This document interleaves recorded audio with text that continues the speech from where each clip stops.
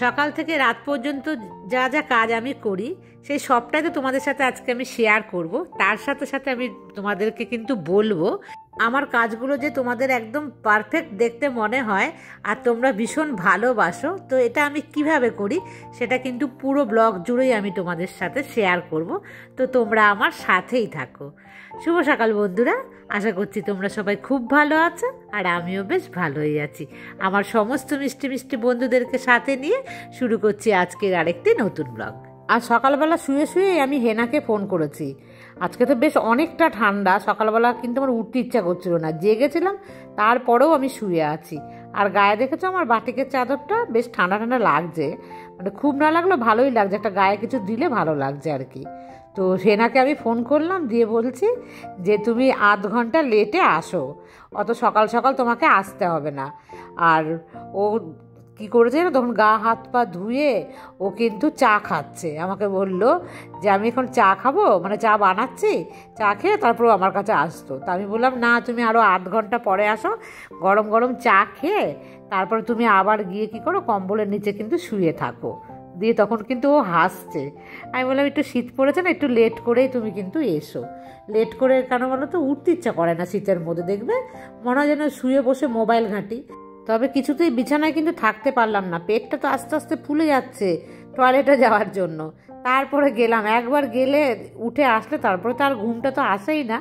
যাই হোক, তারপরে কী করলাম বলতো, বসে বসে তোমাদের সকাল সকাল কিন্তু অনেকের আমি দিয়ে দিলাম মানে কমেন্টসের রিপ্লাই। আর সকালবেলা যখন তোমাদের কারো কমেন্টস পাই না, যেরকম ছন্দা আমাকে সকালবেলা কমেন্টস করেছে, তো আমার কিন্তু ভীষণ ভালো লাগে জানো তো, যে সকাল সকাল তোমরা আমার কথা মনে পড়ে তোমাদের, যে এটা কিন্তু আমার কাছে অনেকটা ভালোবাসা। তো থ্যাংক ইউ ছন্দা, অনেক অনেক ভালোবাসা তোমাকে, আর আমাকে এরকম মিষ্টি মিষ্টি কমেন্টস করো। আমি যে সারাদিনের কাজগুলো করি কিভাবে পারফেক্ট আমি করতে পারি বন্ধুরা, তো আমি কিন্তু প্রথমে আগে মানে কি বলো তো, তোমরা প্রত্যেকে আমার মতন করবে, যে আগে ঠিক করে নেবে যে কোন কাজটা করব। ধরো আমি যদি বেশি কাজ করি, তোমাদের তো বেশি কাজ করতে হবে কোনো মানে নেই, কারণ তোমাদের বয়স কম, তোমরা এনার্জি একটু কমই পাবে এসব কাজ করার জন্য, একটুখানি বয়সের দরকার হয়। আবার খুব বেশি বয়স হলেও কিন্তু এনার্জি পাওয়া যায় না। তো তোমরা কী করে বলো তো, ধরে নেবে দুটো কাজ করব আজকে সারাদিনে, তো সেই দুটো কাজই কিন্তু করবে একদম পারফেক্টভাবে, সেটা খুব মানে সূক্ষ্মভাবে সেই কাজটা করার চেষ্টা করবে। ধরো ড্রেসিং টেবিল পরিষ্কার করলাম, তার সাথে যে কোনো আর একটা কাজ তুমি ধরে নেবে যে আমি এই কাজটা করব। মানে তোমার যদি দুটো তিনটে ঘর থাকে, দুটো তিনটে ঘরকেই তুমি কিভাবে করবে, টাচ আপ করে যাবে, মানে তোমরা টাচ করে যাবে কাজ। এরকম না যে আজকে এই ঘরটা করেছি বলে আর একটা ঘর করলাম না, একটা ঘর একদিনে অনেকটা কাজ না করে, ধরো এই ঘরে দুটো কাজ আজকে করলাম, আর একটা ঘর থাকলো সেই ঘরের দুটো কাজ করলাম। তো এইভাবে তোমরা ভাগ করবে, তাহলে দেখবে তোমাদের কাজগুলোও সুন্দর হবে। আমি যখন ছোট ছিলাম, ছোট বলতে বিয়ের আগে ছোট মানে বড়ই ছিলাম, তো যাই হোক, সেই সময় যদি আমাকে কোনো কাজ করাতে চাইতো আমার মা, আমি কিন্তু কোনো কাজ করতে বিশ্বাস করে একদমই ভালোবাসতাম না, মানে আমার মা আমাকে জোর করে করাতো। তবে মা ছোটোবেলা থেকে আমাকে করায়নি বলে না, আমি কখনো কিন্তু সেটা শিখিনি। যেমন আমার মেয়েকে দিয়ে আমি কোনো কাজ করাইনি বলে না, আমার মেয়ে কিন্তু শেখেনি। তবে এখন একা থেকে থেকে অনেক কিছুই শিখেছে। আমি দেখি আমাকে কি বলে জানো তো, ফোন করলে, দাঁড়াও আমি জামা কাপড়টা কেচে আসি, নাহলে মেলে আসি, নাহলে বলবো এই তো রোদে দিয়েছিলাম এখন তুলে নিয়ে আসছি, তুমি দাঁড়াও 2 মিনিট দাঁড়াও বা 1 মিনিট দাঁড়াও। তখন আমি ভাবি যে মেয়ে শিখেছে। এবার ছোটো ছোটো জিনিসগুলো তোকে কাচতে হয়, ভারী জিনিসগুলো না লন্ড্রিতে দেয়, আর ছোটো জিনিসগুলো তো নিজেরাই করে নেয়। তখন আমি ভাবি দেখেছো মেয়ে কেমন শিখেছে। তবে আমাকে দেখলে কিন্তু একদম ঘোড়া দেখে খোড়া যাকে বলে, ও কিন্তু সেটাই। তবে ত্রিপর্ণা জানো তো ভীষণ সুন্দর কাজ জানে। ত্রিপর্ণা বলতে আমার মেয়ের যে বান্ধবী থাকে আর একজন, ও কিন্তু ওর মাকে দেয় না। আমরা যখন বেড়াতে যাই, আমি আমার হাজব্যান্ড গেলাম না মেয়ের কাছে, ত্রিপর্ণার মা কি সুন্দর বসে আছে, ত্রিপর্ণাকে দিচ্ছেই না, মানে ত্রিপর্ণা ওর মাকে কাজ করতে, না তুমি করবে না, তোমার কাজ আমাদের পছন্দ নয়, আমি করব। আর আমার মেয়ে কি সুন্দর খাটে বসে আরামসে শুয়ে রয়েছে, বাবা কাঁদছে, মা ভাঁজ করছে, মা আলমারি গুছাচ্ছে, ও কিন্তু দিব্যি আছে জানো তো। আমাকে বলে যে তোমাকে দেখলেই আমার এরকম হয়। আমি বললাম কেন, তুই যে বলিস আমাকে তুই শিখে গেছিস সমস্ত কাজ, তো কেন করছিস না? বলে ওরে বাবা, তুমি এসছো, তোমাকে দেখলে আমি কিছুতেই পারবো না করতে, আমি তোমার ওপরেই মানে একদম পুরোটা ছেড়ে দেবো। আমার মেয়ে এরকম, তো আমিও ছিলাম এরকম। আর বহু বছর বন্ধুরা বিয়ের মানে তোমাদেরকে কি বলবো, যখন আমি এই বাড়িতে এসেছি আজকে 10-12 বছর আমি শিখেছি কাজ, তার আগে কিন্তু আমি শিখিনি। তাই তোমরা হতাশ হয়েও না, ছোটরা যারা পারো না তারা কিন্তু সব পেরে যাবে, আমার মতন বয়স আস্তে আস্তে একদম পাকা গিন্নি হয়ে যাবে। আর এই দেখেছো আমি রান্নার তোমাদেরকে বললি, কথাটা তো বলাই হয় না, আমার রান্না কিন্তু আজকে কমপ্লিট হয়ে গেছিলো জানো তো, সমস্ত রান্না সেরে তারপরেই তোমাদের সামনে কিন্তু আজকে আমি এসেছি। আর দেখো আমি কীভাবে গুছিয়ে কাজ করি। এই যে রান্নাঘরটা রান্না হয়ে গেছিলো, দেখবে গ্যাস ওভেনটা কীরকম একটুখানি যেন ওই যে ঝোল মশলা পড়ে না খুন্তি থেকে বা কড়াই থেকে একটু ছিটকে যায়, তো সেটাও কিন্তু আমি মুছে রাখলাম। মানে ভীষণ পছন্দ করি মানে পরিষ্কার পরিচ্ছন্নতা, একটু মুছে টুছে দিয়ে জায়গাটা পরিষ্কার করে রেখে তারপরে কাজে এসেছি। দেখো কি করছি এখন কিন্তু আমি যে রেলিংগুলো, আমি কিন্তু পুরো রেলিং মুছছি না, কোথায় কোথায় মুছছি, যেই জয়েন্টে নোংরা ধুলো বেশি আটকায় আমি সেই জায়গাগুলোকে কিন্তু করছি, কারণ রেগুলার তো পুরোটা করা আমার পক্ষে সম্ভব নয়। কিন্তু যেখানে ধুলো বেশি জমে, যেখানে ধুলো জমে গেলে না পরে উঠতে চাইবে না, সেই জায়গাগুলোকে কিন্তু আমি এরকম করে সপ্তাহে 2 দিন 3 দিন আমি নিজে মুছে দিই। আমার মানে যে হেনা আছে ও তো করেই, তার সাথে সাথে কিন্তু আমিও করি, কারণ হেনাকে দিয়ে আমি সপ্তাহে 1 দিন করাই এই কাজটা, ওকে দিয়ে 1 দিন করালে কি হবে, তারপরে তো জায়গাটা মানে ধুলোতে আটকে থাকবে আর বাদবাকি যে 6টা দিন, সেই জন্য কিন্তু আমি এইভাবে যত্ন নিই। দেখেছো আমার কোনাগুলো এখনও মোটামুটি ভালোই পরিষ্কার আছে, তবে নোংরা পড়ছে জানো তো হবেই। দেখি আমার হাজব্যান্ড যদি আসে ছুটিতে বাড়িতে, তো ভেবেছি ও আমি দুজনে মিলে বসে সিঁড়ির যে কোনাগুলো আছে সেগুলো কি বলতো আস্তে আস্তে পরিষ্কার করব, কারণ আমি দেখেছি বেশ কালো কালো অনেক জায়গাতেই কিন্তু হয়েছে। আর এই দেখেছো এটার মধ্যে প্রচুর ধুলো পড়ে, এটাকে আমি তো প্রায় তোমাদেরকে দেখাই, আবার না দেখেও প্রচুর পরিষ্কার করি, যেতে আসতেই 2 মিনিট, আমি শুধু ভাবি 2 মিনিটে করে ফেলবো ঝটপট, এরকম একটা মনের মধ্যে টার্গেট থাকে বলে কিন্তু আমার কি বলো তো জিনিসগুলো হয়ে যায়। ইচ্ছেটা আনতে হবে তোমাদের, দেখবে ইচ্ছেটা আনলেই তোমরা পারবে। আসলে কম বয়সে তো ইচ্ছেটা কম থাকে, যাই হোক তোমরা অল্প অল্প করে করো, দেখবে তোমাদেরও হয়ে যাবে আর তোমরাও পারবে। আর আমি তো মনে করি তোমরা যারা যারা আমার ব্লগ দেখো তারা প্রত্যেকেই আমার মতন, কারণ দেখবে আমরা যেরকম মানুষ আমরা তো সেরকম মানুষকেই পছন্দ করব। তো তোমরাও অনেক পরিষ্কার পরিচ্ছন্ন, তোমরাও কিন্তু প্রত্যেকে ভীষণ কাজ ভালোবাসো, এটা কিন্তু আমি তোমাদের প্রত্যেকের কমেন্টস পড়েই কিন্তু বুঝতে পারি। তো যারা একটু ছোট তাদের একটু সময় লাগবে, তাছাড়া আর কিচ্ছু নয়। দেখো নিচটা করে দিয়ে এবার কিন্তু আমি স্নান টান করে নিয়েছিলাম, আর আগে যেহেতু সমস্ত কিছু রেডি করে রেখে গেছিলাম তো বসিয়ে দিলাম। আর এই যে জলও তো আমি রেখে দিয়েছিলাম রোদে জল কিন্তু আমি গরম করি এইভাবে, আর ভিটামিন ডি কিন্তু যায় বন্ধুরা।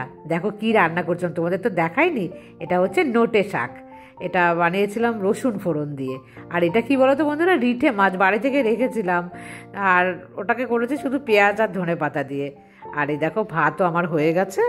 আর এটা কি রান্না করেছি বলো তো, একটুখানি মাছের মাথা বেঁচেছিল, সেটা দিয়ে মুগ ডাল দিয়ে করে নিলাম, অল্প একটুই হয়েছে, যাই হোক ভালোবাসি খেতে না, তার জন্য কিন্তু করেছি। আর চৈতালি তোমার কি খবর, তুমি কিন্তু আমাকে কয়েকদিন ধরে আর কমেন্টস করছো না, কি ব্যাপার, খুব কি ব্যস্ত হয়ে পড়লে নাকি সুখবর আছে, কি হলো বুঝতে পারছি না, জানিও। আর আমার মাছ দেখলে না চৈতালির কথা মনে পড়ে, এত মেছো না আমি, ও আমাকে কিন্তু মেছো বেড়াল বলে, সেই জন্য ওর কথা মনে পড়ে যায়।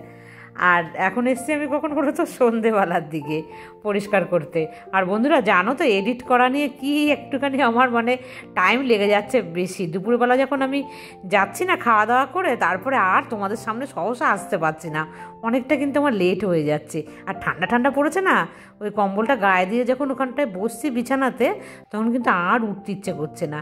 তারপরে ভাবলাম যে না, আমার বন্ধুদের সাথে একদম পুরো রাত পর্যন্ত কিন্তু আজকে আমি শেয়ার করব। আর আমার বন্ধুরা সবাই ভীষণ ভালোবাসে আমার বড় ব্লগ দেখতে, মানে আমি অনেকটা কাজ আর অনেকক্ষণ যদি থাকি তাহলে কিন্তু আমার বন্ধুরাও ভীষণ ভালোবাসবে, মানে ওদের ভালো লাগবে আর আমারও ভীষণ ভালো লাগবে। সেই জন্য কিন্তু আমি আবার এনার্জি একটু নিয়ে তারপরে চলে আসলাম আবার তোমাদের সামনে। 2 দিন আগেই অর্পিতা আমাকে কমেন্টস করেছিল, ও লিখেছে দিদিভাই তোমার ব্লগ দেখে খুব উপকৃত হচ্ছি, তুমি যেমন মিষ্টি তোমার ব্লগ তেমন পরিপাটি, মার্জিত, রুচিশীল, ছোটদের সঙ্গে নিয়ে দেখা যায়। আমার ছেলে ক্লাস 1-এ পড়ে, ও আমার সঙ্গে তোমার ব্লগ দেখে। আমার ছেলের নাম হচ্ছে অন্বেষণ। আর অন্বেষণ যে মায়ের কথা মাঝে মাঝে একটু একটু শোনে না, দুষ্টুমি করে, সেটা কিন্তু মা আমাকে জানিয়েছে। আর তার সাথে সাথে অন্বেষণ কিন্তু আর্মি ভীষণ পছন্দ করে। তো প্রথমেই জানাই অন্বেষণকে অনেক অনেক ভালোবাসা, আদর অন্বেষণ এখনও অনেক ছোট, এখন একটু দুষ্টুমি করবে, তবে অন্বেষণ তুমি তোমার মায়ের কথা শুনবে, আর মা যেভাবে বলে তুমি সেইভাবে করবে, পড়াশুনো করবে একদম সময় মতন, খাওয়া দাওয়া করবে।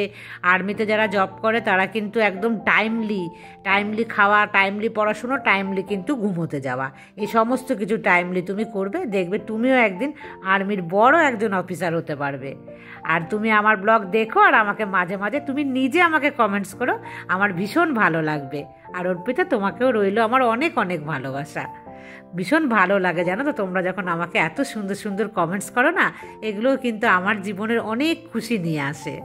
তো বন্ধুরা, তোমরা সবাই এরকম আমাকে কমেন্টস করো। আমি তো তোমাদেরকে সবাইকে যদি রিপ্লাই দিতে নাও পারি, আমি কিন্তু কাল থেকে পরশুর মধ্যেই তোমাদের একটা কমেন্টসের ব্লগ আবার নিয়ে আসছি, কারণ এইভাবে বলা যাচ্ছে না সবার কথা। তোমরা এত সুন্দর সুন্দর কমেন্টস করছো না আমাকে, সেই জন্য কিন্তু।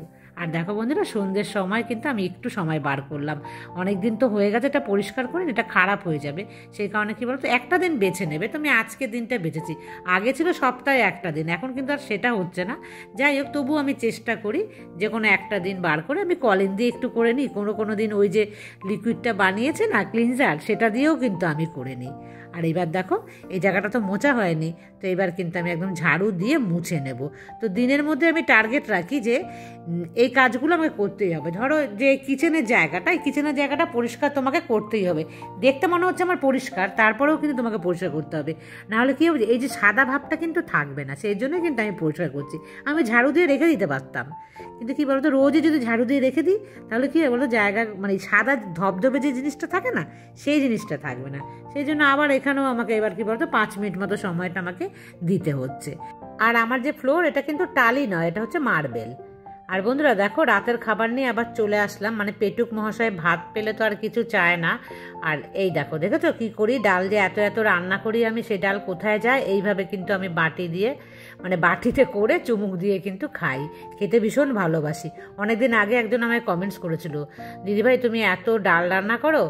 আমি তখন মানে তাকে বলেছিলাম যে হ্যাঁ, ভীষণ ডাল খেতে ভালোবাসি, আর একদিনের ডাল দুদিন খাবো, এরকম কিন্তু আমরা বাঙালিরা অনেকেই করি, যে ডাল রান্না করলে কিন্তু আন্দাজ পাই না।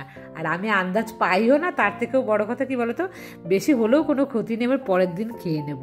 আমার মেয়ে যেমন মুসুর ডাল যে টমেটো দিয়ে হয় না, সেটা করলে বলবে পরের দিন খাওয়ার জন্য যে মাম্মা বাসি ডাল আছে, আমার বাসি ডাল খেতে খুব ভালোবাসে।